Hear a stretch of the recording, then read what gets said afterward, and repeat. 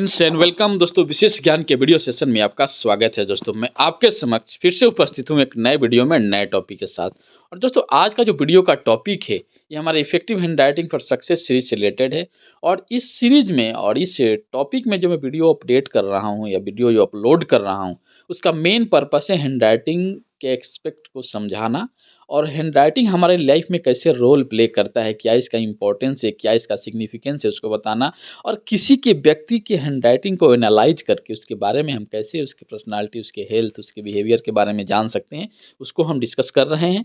और एक छोटे छोटे कंसेप्ट के माध्यम से इस टॉपिक के वीडियो को अपडेट कर रहे हैं ताकि इस तरह के नॉलेज आपको मिल सके। दोस्तों मेरा रिक्वेस्ट है कि अगर ग्राफोलॉजी, ग्राफोथेरेपी या हैंडराइटिंग से रिलेटेड जो वीडियो अपलोड हो रहा है इसके नॉलेज से आपको फ़ायदा लग रहा है, आपको लग रहा है किसी न तरह की आपके नॉलेज में या इस टॉपिक की जानकारी में बढ़ोतरी हो रही है, तो इस वीडियो को लाइक कीजिए, शेयर कीजिए और आपके भी कुछ पॉइंट्स है तो कॉन्टेक्ट कमेंट के माध्यम से उसे सूचित कीजिए। अब आइए डिस्कस करते हैं कि आज का टॉपिक क्या है। जो हैंडराइटिंग एनालिसिस, ग्राफोलॉजी, ग्राफोथेरेपी का जो टॉपिक है उससे रिलेटेड आज का जो टॉपिक है इसमें हम डिस्कस करने जा रहे हैं कि किसी भी व्यक्ति का हैंडराइटिंग देखकर कैसे हम बता सकते हैं कि वो व्यक्ति आलसी है या इमोशनली अनस्टेडी है या अस्थिर है, वो फ्लक्चुएट करते रहता है, उसके पर्सनालिटी वो प्रेडिक्टेबल नहीं है, उसके हैंडराइटिंग से कैसे पता चलेगा। या हम दूसरी तरह से बोलें कि अगर हम ग्राफोथेरेपी की बात करें कि किस तरह से आप अपने हैंडराइटिंग में चेंज करके आप प्रोक्रेस्टिनेशन को कम कर सकते हैं, आप जो इमोशनली अनस्टेडी हैं, अनबैलेंस से फ्लक्चुएट करते रहते हैं उसको कैसे कंट्रोल कर सकते हैं और अनप्रेडिक्टेबिलिटी जो है उसको कैसे आप दूर कर सकते हैं। ये सब चीज़ों को हैंडराइटिंग के माध्यम से कैसे चेंज किया जा सकता है वो भी इस वीडियो में हम डिस्कस करेंगे। तो दोस्तों जो हमने लास्ट वीडियो अपडेट किया था उसमें मैं डिस्कस किया था बेसलाइन के बारे में कि हैंडराइटिंग में बेसलाइन क्या होता है और बेसलाइन को मैंने डिफाइन किया था। अगर आप उस वीडियो को नहीं देखे हैं तो उस वीडियो को देख लीजिए। मैंने एक्सप्लेन किया था कि बेसलाइन होता क्या है और कितने तरह का बेसलाइन होता है। तो जनरली बेसलाइन जो होता है 3 तरह के होते हैं। एक स्ट्रेट बेसलाइन होता है, अपवर्ड बेसलाइन होता है, डाउनवर्ड बेसलाइन होता है और जो चौथा बेसलाइन होता है उसको हम वेवी बेसलाइन कहते हैं। जिसका मतलब ये होता है कि हमारा जो बेसलाइन है जिस पे हम जैसे हम सेंटेंस लिखते हैं, पैराग्राफ लिखते हैं, उसमें जो लाइन आती है जो हमारे लेटर का एक वर्चुअल लाइन है जिस पे हमारा लेटर जो मिडिल जो उनके लेटर हैं वो उस पे सेट रहते हैं, उसको हम बेसलाइन बोलते हैं। और वो फ्लक्चुएट हो रहते हैं, वेव की तरह होते हैं, कभी नीचे कभी ऊपर की तरह होते हैं, उसको वेवी बेसलाइन बोलते हैं। मैंने ये भी डिस्कस किया था कि जिस व्यक्ति का बेसलाइन स्ट्रेट लाइन में है, एक सीधी लाइन है और किसी का अपवार्ड डायरेक्शन में या डाउनवर्ड डायरेक्शन में, उसका क्या सिग्निफिकेंस आता है और क्या वो उसकी पर्सनालिटी से कैसे रिलेटेड है और ये बेसलाइन उसकी पर्सनालिटी को क्या की चीज़ों को क्या रिवील करता है, उसको मैंने डिस्कस किया था। अब इस वीडियो में मैं डिस्कस करने जा रहा हूँ कि अगर कोई व्यक्ति की हैंडराइटिंग में उसका बेसलाइन वेवी बेसलाइन आता है तो उसका मतलब क्या है। पहले ये है कि वेवी बेसलाइन होता क्या है, जो आप देख सकते हैं इस पैराग्राफ में जो मैंने लिखा है। इसमें क्या है, बेसलाइन को फ्लक्चुएट हो रहा है एक वेव की तरह, कभी ऊपर कभी नीचे, कभी ऊपर कभी नीचे ऐसे हो रहा है, तो इसको हम वेवी बेसलाइन बोलते हैं। और जिस व्यक्ति के हैंडराइटिंग में वेवी बेसलाइन है, कंसिस्टेंस अगर हम A4 प्लेन पेपर पर कोई व्यक्ति लिखता है और उसका बेसलाइन फिक्स नहीं है, बेसलाइन उसका क्या है, एक लाइन जो हम लिख रहे हैं उसमें क्या है ऊपर नीचे हो रहा है, कोई ना स्ट्रेट लाइन है, ना स्ट्रेट अपवर्ड है, ना स्ट्रेट डाउनवर्ड है, वो ऊपर नीचे हो रहा है, उसको हम वेवी बेसलाइन बोलते हैं।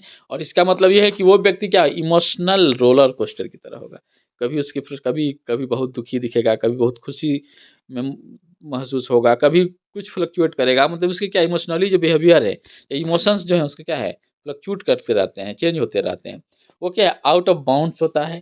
थर्ड क्या होता है, इमोशनली अनस्टेडी एंड अनप्रेडिक्टेबल होता है।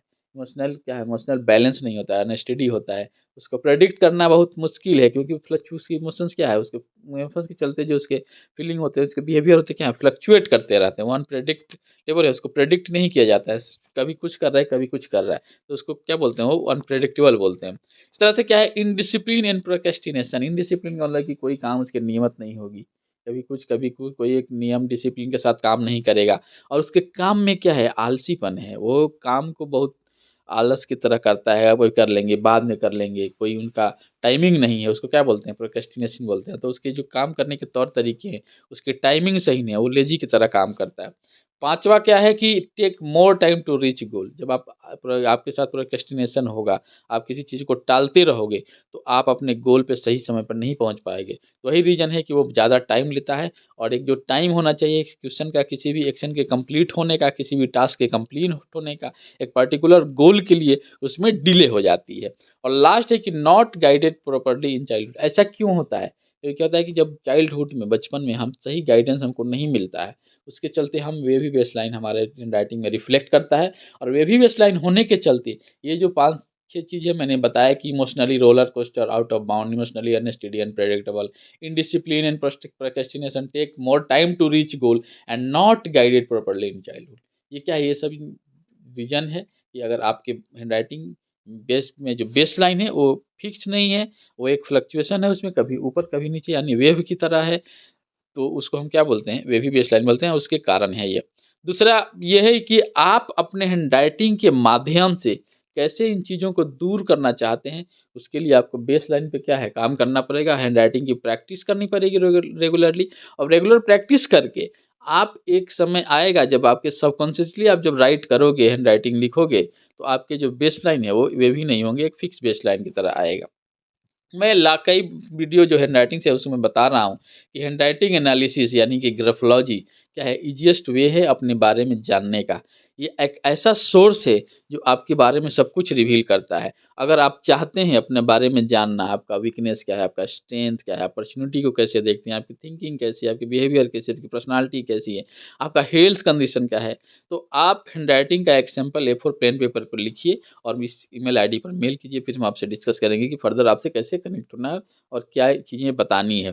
तो क्योंकि मैं एक बार फिर बताना चाहता हूँ कि हैंडराइटिंग जो है ये एक ब्रेन राइटिंग है, और ये हमारे बारे में बहुत सारी चीज़ों को बताता है जो हम जानते नहीं हैं, और हमें भी पता नहीं है कि हमारे साथ हमारे पर्सनैलिटी में ये चीज़ जुड़ा हुआ है, लेकिन हैंडराइटिंग के माध्यम से हम उसको जान सकते हैं। तो दोस्तों, अगर हम इस वीडियो को कंक्लूड करें, समराइज़ करें, तो इस वीडियो में मैंने यही डिस्कस किया कि बेसलाइन क्या होता है। मैंने फिर से एक बार इसको बताया कि बेसलाइन होता क्या है, कितने तरह के बेसलाइन होते हैं, और बेसलाइन के माध्यम से हम कैसे बता सकते हैं कि कोई भी व्यक्ति इमोशनली बैलेंस नहीं है, अनप्रेडिक्टेबल है, उसके साथ प्रोक्रेस्टिनेशन है, उसके कामों में डिले हो जाता है, वो डिसिप्लिन के साथ काम नहीं करता है। उसका रीज़न क्या है? उसका रीज़न एक ये भी है कि उसकी बेसलाइन जो वेवी बेसलाइन है, ये सब उनके बारे में बताता है। तो यही मैं इस वीडियो में डिस्कस किया। दोस्तों, मैं आशा करता हूँ कि जो graphology, graphotherapy, handwriting analysis, importance of handwriting से रिलेटेड जो वीडियोज़ हैं, आपको लगता है कि आपके नॉलेज में और इस टॉपिक को समझने में और इसको समझकर अपने लाइफ में अप्लाई करने का मौका मिल रहा है और आपको जानकारी मिल रहा है,